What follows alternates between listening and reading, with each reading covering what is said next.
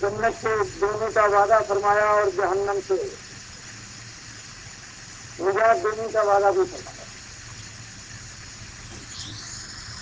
دنیا میں کامیابی اور کامرانی سرخروئی. تو آج بھی مالک الملک نے اسی ایک مسئلے پر فرمایا اور اسی ایک مسئلے کو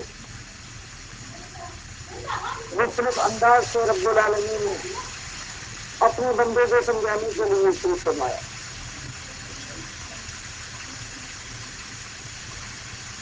قرآن حکیم کے اندر دوسری جگہ اللہ رب العزت فرماتے ہیں یا عبادی الذین آمنوا ان ارضی واسعۃ فإیایا فاعبدون. اے میرے ایماندار بندے، میری زمین فراخ ہے، اگر بالفرض کسی حصہ زمین پر رہ کر تم میری خالص عبادت نہ کر سکو تو اس حصہ کو چھوڑ دو. آپ کے ذمہ ایک ہی فریضہ ہے کہ آپ ہر قیمت پر سے خالص میری بندگی کریں. میری کسی عبادت میں جو میری ذات کے ساتھ مخصوص ہے اس کے اندر کسی نبی ولی شہید یا فرشتہ انسان یا حیوان غرض کسی فرد مخلوق کے شریک نہیں.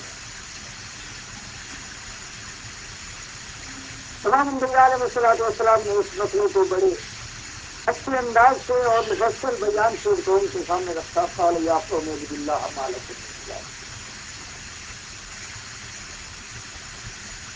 کہ میرے قومی بھائیوں، صرف اپنے مالک الملک پالنے والے رب العالمین کو اپنا معبود کمزور اللہ رب العزت کی ذات کے علاوہ اور کوئی الہ، کوئی معبود، کوئی عبادت کے لائق نہیں.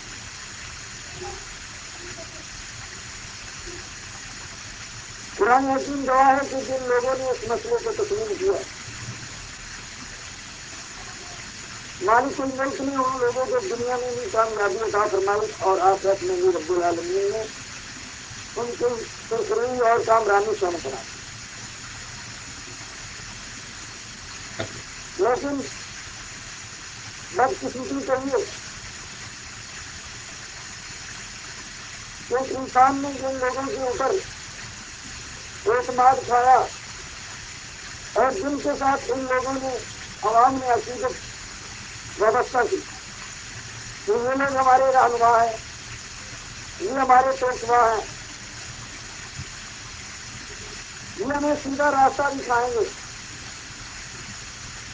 یہ علماء ورثۃ الانبیاء ہیں، یہ انبیاء کے وارث ہیں، یہ انبیاء کا راستہ دیتے ہیں. اور ان لوگوں نے بھی عوام کو دھوکہ دینے کے لیے یہی کہا کہ ہم آپ کو سیدھا راستہ دکھا رہے ہیں. لیکن سیدھا راستہ تو یہ تھا جس کا اللہ رب العزت نے خود فیصلہ فرمایا فضا ربو کا اللہ تعبدوا الا اياه. لیکن ہم لوگوں نے اپنے آپ کو پیشوا چلاتے رہے، انہوں نے اس راستے کے علاوہ صرف اور کفر والا راستہ دکھایا اور قوم کے سامنے یہ کہا لا تذرن آلہتکم ودا ولا سواعا ولا یغوث ویعوق. تو دیکھنا یہ پیغمبر نوح علیہ السلام الہ واحد کی بھی دعوت دے رہا ہے. یہ جگہ مالکم من الہ غیرہ، اللہ رب العزت کی ذات کے علاوہ اور کوئی الہ نہیں. کسی کے اندر صفات الوہیت ایک یا کم و بیش زیادہ کسی کے اندر نہیں ہے. تو ایک اللہ کی ذات ہے جس کے اندر تمام صفات الوہیہ موجود ہیں. اللہ تعالیٰ کی ذات کے علاوہ اور کوئی ایسی ہستی نہیں جو الہ بنے اور الہ بننے کے قابل ہو یا الہ کہلانے کے جس کی عبادت کی جائے. اس کے جواب میں اس وقت کے قوم کے لیڈروں نے یہی کہا کہ نہیں، اس کا تو عقیدہ ایمان یہ ہے کہ ایک اللہ الہ ہے، لیکن ہم آپ کو اس بات کی تبلیغ کرتے ہیں اور اس بات پر پابند کرتے ہیں کہ لا تذرن آلہہ، کہ تم ایک الہ نہیں بلکہ کثیر آلہہ کے تابعدار بن کے رہو، ان کو مت کرو. ان کی خدائیوں کے جھنڈے بلند کرو اور تقریروں اور تعریفوں سے ان کے اندر ربوبیت کے صفات اور الوہیت کے صفات تو ان کے سامنے ثابت کر کے دکھاؤ کہ دیکھو یہ داتا ہے، یہ غوث ہے، یہ مستقل ہے، یہ عالم الغیب ہے، یہ متصرف ہے، یہ مدبر عالم ہے، یہ مختار کل ہے، یہ سب کچھ دینے والے ہیں، یہ سارا نظم و نسق زمین و آسمان کا ان لوگوں نے سنبھال لیا ہے، مالک الملک تو الیاذ باللہ الیاذ باللہ ایک فاضل اور عزی معطل کی طرح ہو گئے۔ اگر آپ نے کامیابی حاصل کرنا ہے تو آئیے ان آلیہ کی پرستش کیجیے اور ان سے پابند ہو جائیے، ان کے اوپر مضبوط ہو جائیے۔ تو قوم کو جب قوم کو لیڈر نے یہ دن بتلایا تو عام عقیدت مندی کے اندر اس طرح بکھرے ہوئے تھے، ان کے دماغ میں یہ فیصلہ دیا کہ پیغمبر کی دعوت کو چھوڑ دو لیکن یہ اپنے لیڈر کی دعوت کو مت۔ آپ اندازہ لگائیں کہ ایک طرف اللہ رب العزت کی طرف سے منتخب پیغمبر آتا ہے تو ان کے سامنے جس کے اندر لالچ نہیں ہے، تما نہیں ہے، جس کے اندر تکبر اور غرور نہیں ہے، جس کی صورت پاک ہے، جس کا ہر کردار اللہ رب العزت کے فرمان کے مطابق ہے،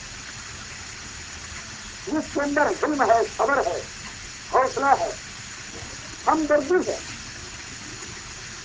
جو یہ چاہتا ہے کہ یہ میری بولی انسان اپنے راستے پہ واپس آ جائے اور یہ جہنم کا راستہ جو اختیار کر چکی ہے اس کو یہ چھوڑ کر جنت کا راستہ اختیار کرے، اس ہمدردی کے ساتھ جو پیغمبر دعوت دیتا ہے قال یا قوم اعبدوا اللہ ما لکم من الہ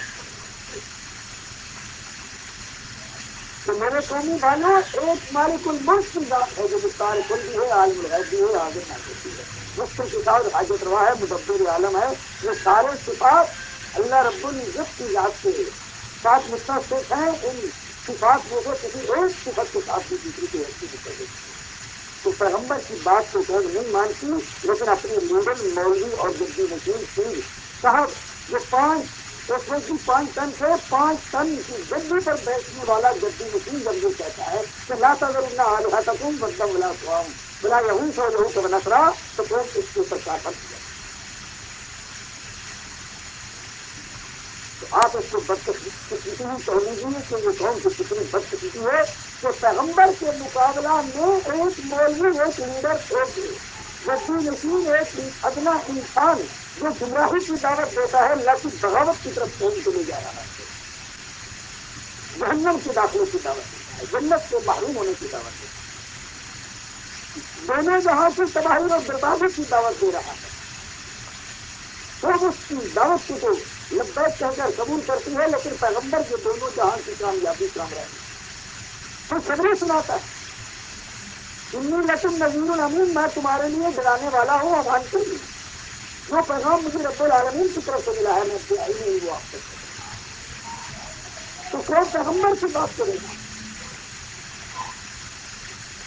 سمجھ رہے ہیں آپ، ایک طرف پیغمبر ہے، ایک طرف قوم کا لیڈر، قوم کا اصلی امام مولوی اور جدی نشین، دولت مند صاحب اقتدار، دوسری طرف دیکھیے ایک طرف رب العالمین کی کلام ہے جو پیغمبر پیش کر رہا ہے اور دوسری طرف ایک ان کے ادنا لیڈر کی کلام ہے جو اس کے پیغمبر اللہ رب العزت کی کلام کے مقابلے میں وہ اپنی کلام کو پیش کرتے ہیں۔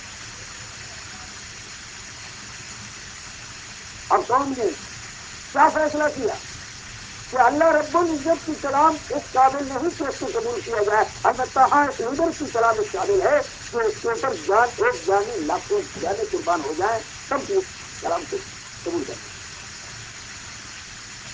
پیغمبر کے مقابلے میں لیڈر کو منظور کر لیا اور پیغمبر کو چھوڑ دیا، پیغمبر کی دعوت کے مقابلے لیڈر کی دعوت کو پسند کیا اور پیغمبر کی دعوت کو رد کر دیا۔ آخرکار قرآن حکیم نے یہ بھی پیش کیا کہ اس وقت اور عرب کے لوگ یہ کہہ رہے ہیں اللہم ان کان ھذا ھو الحق من عندک فامطر علینا حجارۃ من السماء او ائتنا بعذاب الیم. کیا ہے ہمارے اللہ؟ یہ پیغمبر محمد رسول اللہ صلی اللہ علیہ وسلم جو دین کی ہمیں دعوت دیتا ہے، یہ کہتا ہے کہ اللہ وحدہ لا شریک ہے، اس کا کوئی شریک نہیں.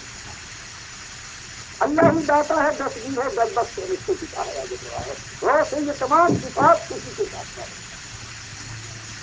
رب العالمین کے مقابلے میں کوئی تصویر، کوئی مشکل کشا، کوئی حاجت روا نہیں ہے، کوئی نظر و نیاز کی لائق نہیں ہے کسی کے ساتھ. سجدہ ریز نہیں ہونا چاہیے.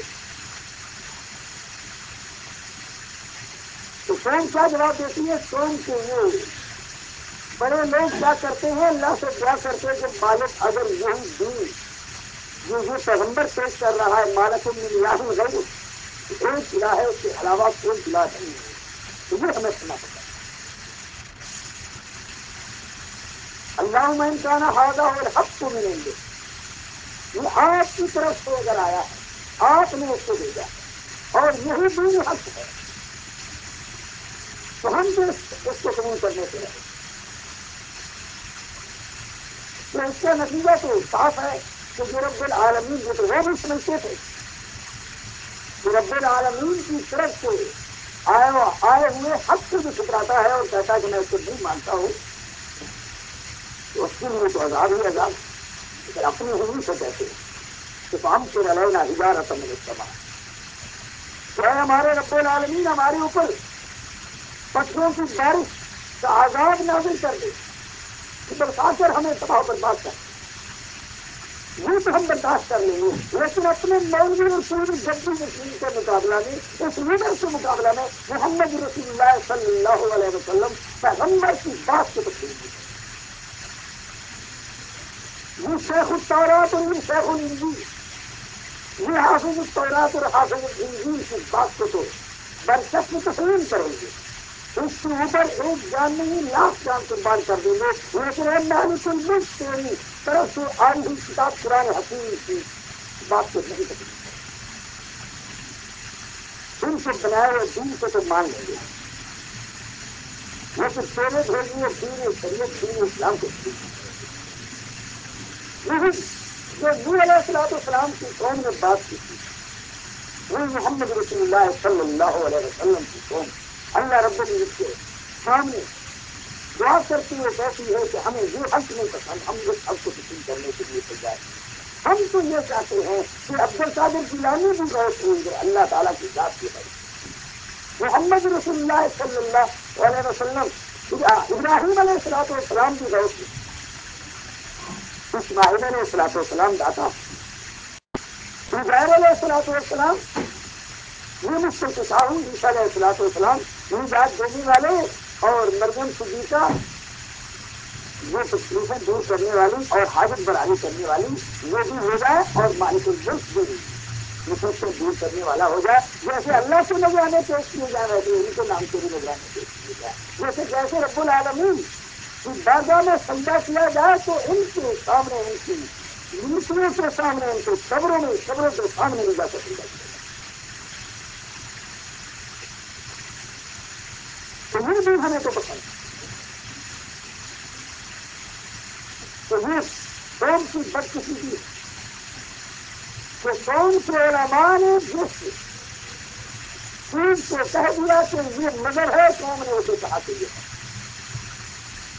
قوم کے علماء سیدھے جس چیز کو کہہ دیا کہ اس کا نام دین ہے، اس کا نام اسلام ہے، قوم نے بغیر سوچے سمجھے اس کو تسلیم کر دیا کہ واقعی یہ دین اسلام ہے. اگر کہ قرآن حکیم یہ دین اسلام کی اپنی تسلیم پیش کرنے والا ہے، وہ اس کے خلاف قرآن حکیم آیات سے پیش کرتا رہا، لیکن کوئی اس کی طرف توجہ کرنے کے لیے تیار نہیں. یہی وجہ ہے کہ آج قوم کے شریعت خود کے اندر مطلع ہو گئی. نبی علیہ الصلوۃ والسلام کی قوم کے شریعت بھی خود کے اندر مطلع ہو گئی. اور آخر کار قرآن حکیم نے جو بیان کیا ہے کہ ہم نے کہا کہ بس اب حجت پوری ہو گئی، بس میں کوئی کرلا گرنا دبا کہ اب کشتی تیار کرو ہمارے حکم اور ہمارے فیصلے کے مطابق، اب کشتی تیار کرو. اب کشتی تیار ہو گئی تو کچھ ایماندار لوگ جو ایمان لائے تھے وہ کشتی میں سوار ہو گئے، مالک الملک نے ہم اس کو بچا لیا. اور بتایا پورے ملک سے رہنے والے انسانوں کو سفید روس جو سب شکل بزرگوں سے جو قوم کے بزرگ ہوا کرتے اور تو معصوم بچوں کو مالک الملک نے معاف تقسیم کیا اور جب عذاب آیا تو تمام کو طرح برباد کر دیا. یہ حال آج اس قوم کا ہے. یہ گروہ کا مول نیوز کرتا دیتا ہے کہ یہ دین ہے. یہ قوم کا نوجوان جو گریجویٹ یہ فلاسفر یہ پروفیسر یہ بے کلا صاحبان اور یہ خود یہ بڑی بڑی تعلیمی ڈگریاں حاصل کرنے والے یہ کہتے بالکل یہ حضرت صاحب نے جب یہ کہہ دیا کہ یہ دین ہے تو بالکل یہ دین ہے. اب ہمیں اس کے علاوہ قرآن حکیم اور آدمی سے سیاح کی طرف توجہ کرنے کی ضرورت ہے. کس لیے دیکھتے ہیں کس ماہ میں تو میلاد النبی کا جلوس نکلتا ہے اور پھر سب تھوڑا پا اس میں ظاہر نہیں ہوتے اس میں جو آج کے بڑے بڑے تعلیم یافتہ لوگ علماء اس کی قیادت کرتے ہیں اس کی اس میں صحیح کرتے اور صرف یہ نہیں بلکہ اس کو دین اصلی دین سمجھا گیا ہے اور جو اس کی تردید کرے اس کو غلط قرار دے اس کو بے دین کہا جاتا ہے. اس کو گستاخ رسول کہا جاتا ہے. اس کو رسول کا منکر کہا جاتا ہے. اس کو قرآن رسول کا منکر کہا جاتا ہے. اس کو رب العالمین کی ذات کا منکر کہا جاتا ہے. اس کو دین اسلام کا منکر کہا جاتا ہے. کیوں اب اصطلاح ہے عوام اور خواص کی اصطلاح میں دین اس کا نام بن گیا ہے کہ کسی جماعت کسی گروہ کا لیڈر اس پر جس چیز کو دین کہنے بس وہ دین ہے. قرآن حکیم کی ایک اپنی 50 آیات اگر اس کے خلاف بیان دے دیں تب بھی کوئی پروانی دین وہی ہوگا جو علامہ کر دے. اور میلاد النبی کی جو علماء نے کہہ دیا کہ یہ دین ہے اس کے اندر شامل ہونے میں اتنا ثواب ملتا ہے تو اب کون چیز سے قرآن حکیم سے اور آدمی سے سیاح سے اصحابہ کرام رضوان اللہ علیہم اجمعین سے محدثین سے تابعین سے کون سی. اسی طرح آپ دیکھ سکتے ہیں یہ محرم کا 10 دن کا عشرہ جو گزرا ہے آپ کے سامنے یہ بھی ایک دن ہے. اس کو بھی مذہب کہا جاتا ہے. اس کے علاوہ ہر آئے دن میں کبھی حضرت صاحب کا عرصہ ہے کبھی حضرت صاحب کا عرصہ ہے. کبھی ملتان والے حضرت صاحب کا تو کبھی لاہور والے حضرت صاحب کا کبھی احمدآباد کے حضرت صاحب کے عرصے کبھی مانسیرا کے حضرت صاحب کا اور اس عرص کو دین بنایا گیا. اس کے کہا کہ یہ دین ہے. دوسرا کیوں کیسے سے علماء کا یہ فتویٰ ہمارے علماء نے کہہ دیا ہے کہ یہ دین ہے. اب اللہ کے رسول صلی اللہ علیہ وسلم اگر سے فرماتے رہیں لعن اللہ یہود والنصارى اتخذوا والانبیاء اللہ یہود اور نصارہ پر لعنت کرے جنہوں نے اپنے انبیاء علیہ الصلوۃ والسلام کی قبروں کو سجدہ گاہ بنایا ان کی پرستی کی ان کی ان کو ڈال جاتا ہے ان پر نگرانی چلائے ان کی مشکل کے ساتھ کہہ کر پکارا حاجی دروا کہہ کر پکارا بس نہیں کہہ کر پکارا. خبردار کرتے ہیں کہ خبردار میری امت پہلی قومیں انبیاء اور صلحاء کی قبر پرستی کے شرک میں مبتلا ہو گئی. آپ ایسا نہ کرنا لا تصور کیے مساجد تم قبروں کو سجدہ گاہ نہ بنا. اب یہ محمد رسول اللہ صلی اللہ علیہ وسلم کا فرمان ہے لیکن صرف مذہب نہیں ہے.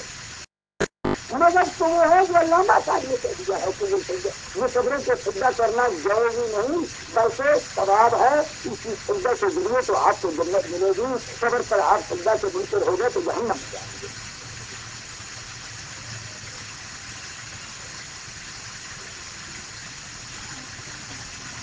قرآن حکیم نے کہہ دیا کہ میاں صاحب عقل کا علاج کرو. یہ کیا کر رہے ہو جس کے سامنے سجدہ روز ہوتے ہو جس کی قبر پر جا کر تم ایک ساتھ بیٹھتے ہو مشکل شکایت کی امید رکھ کر بیٹھے ہو. فرمایا ہم بیٹھے گھر آ جائیں یہ تو مردہ ہے زندہ نہیں. اس کے اندر تو زندگی کی رمت تک پاتی دینی اور اگر یہ زندہ ہوتا تو قیامت کی دینی جب دنیا زندہ ہو جائے گی تو اسے تم کو پتہ بھی چل جائے گا کہ قیامت آ گئی ہے. ہماری دین آئی جائے گی. میت کے جان جو چند دنوں کے بعد اس کا وجود روزہ روزہ ہو گیا جیسے اللہ کے رسول صلی اللہ علیہ وسلم فرماتے ہیں موت کے بعد انسان کا وہ جسم روزہ روزہ ہو جاتا ہے مگر وہ ہڈی جس کے اوپر انسانی بنیاد قائم کی گئی ہے وہ باقی رہتی ہے. قرآن یقین بھی نہیں کہتا کہ یہ انسانی جسم روزہ روزہ ہو جائے گا اور اکثر نو قیامت سے دن اس کی تخلیق کی جائے گی اور پھر ہر جدید وہ نئی مخلوق بن کر جو جیسے پہلے پیدا کیا گیا تھا اسی طرح دوبارہ پیدا کیا جائے گا. بغیر ختنہ کیے پہلے بھی پیدا ہوا اور بعد میں بھی پیدا ہوگا. ماں کے پیٹ سے ننگے بدن پیدا ہوا تو قیامت کے دن بھی ننگے بدن پیدا ہوا. ہم وہ مالک کا ابراہیم سب سے پہلے ابراہیم علیہ السلام کو کپڑے پہنائے. لیکن نہیں اب اس قرآن حکیم کے بیان کو کوئی مذہب نہیں کہتا. بس کہتے ہیں اگر کوئی یہ عقیدہ رکھے کہ یہ مرنے والا یہ مردہ ہے یہ مر گیا شہید ختم ہو گیا قرآن حکیم کے فیصلے کی لیا کے مطابق تو وہ اس کو مذہب نہیں مانتے اس کو دین تقریب نہیں کرتے. کہتے ہیں دین وہ ہے مذہب یہ ہے کہ قبروں کے اندر جتنے میت ہیں یا جن کو قبریں نہیں میسر ہو سکیں ان سے بدن کو جلا کر لاش کر دیا گیا اور پھر پجاریوں کو چھوڑ دیا گیا یا اس کے درندے کھا گئے یہ دنیا کے حوالے کیا گیا تو وہاں سے جانور اس کو کھا گئے تو کہتے ہیں جس اس کی ہو جائے لیکن وہاں وہ ہر جگہ زندہ ہے. صرف زندہ نہیں بلکہ سنتا بھی ہے دیکھتا بھی ہے. اس کے اوپر گھر والوں کے اعمال بھی پیش ہوتے ہیں اور اس کی قبر کے سامنے اگر کوئی جا کر برا عمل کرے تو وہ ناخوش ہوتا ہے ناراض ہو جاتا ہے. اگر کوئی اچھا عمل کرے تو وہ خوش ہو کر دعائیں کرے. پھر معاملہ یہاں تک نہیں پھر اگر اس کو جینے آ جائے تو باہر بھی آ جاتا ہے قبر سے. وہ زندہ اس کے خاندان میں ہے وہاں بیماروں کی بیمار علاج بھی کرتا بیمار پرسی بھی کرتا اور ان کو خبریں بھی دی جاتا ہے تو کل وہ ہونے والا ہے. تو یہ مذہب ہے یہ مذہب آج دنیا کہتی ہے تم اگر اس مذہب کو قبول نہیں کرو گے تو تم کافر قرار دیے جاؤ گے. یہ ہمارے علماء اتنی بڑی علماء اتنے بڑے سیکھیار یہ صاحب تصوف یہ بڑے بڑے مسائل یہ ان جن کا شمار کرنا بھی بڑا مشکل ہے. ایک ملک کی بات نہیں کتنے ممالک کے علماء کا یہ فتویٰ ہے اور یہ دستخط ہے کہ انبیاء علیہ السلام اور خصوصاً نبی علیہ السلام قبر میں زندہ ہے جیسے دنیا میں زندہ ہے. آپ بتاؤ ان کو جھوٹا کون کہے. اگر آپ نہیں مانیں گے تو پھر آپ پیغمبر سے گستاخ قرار دی جائیں گے اور گستاخ رسول کی طرف سزا مقرر ہو چکی. تو یہ تو مذہب ہے کہ پیغمبر کو زندہ سمجھو مرنے والوں کو زندہ سمجھو ان سے مرادیں مانگو ان کو اللہ رب العزت کے نام دو کہ یہ داتا ہے 10 دیے یہ مجھ سے سکھائے گی آگے چلائیے یہ جنگل. لیکن پرانے اسی وجہ یہ کہہ دو اللہ غیب السماوات والارض زمین و آسمان کے تمام غیب کا مالک ایک اللہ ہے وہی جاننے والا ہے. غیب السماوات والارض رب العالمین خود فرما دے کہ میں سب آسمان اور زمین کی کسی بھی چیزوں کو جاننے والا ہوں. میری ذات کے علاوہ کوئی پیغمبر بھی اس کو جاننے والا نہیں. اپنے پیغمبروں سے کہلوایا کہ تم پہلے لا عالم الغیب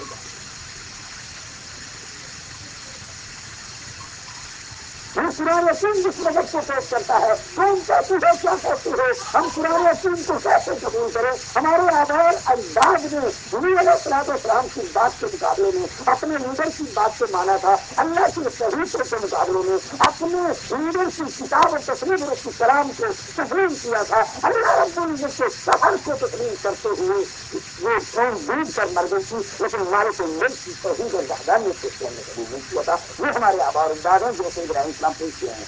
ماہی تماشی ہوئی ہم سے کہا آگے تم تو ذرا بتاؤ دانشورو عقل مندوں بتاؤ یہ کیا تماشی ہے